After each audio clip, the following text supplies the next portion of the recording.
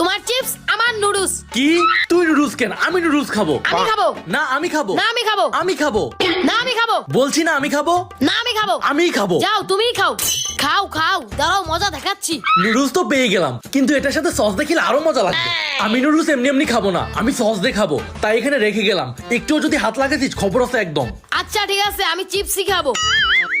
ভাইয়া নাই, আমার কাজটা শুরু করি।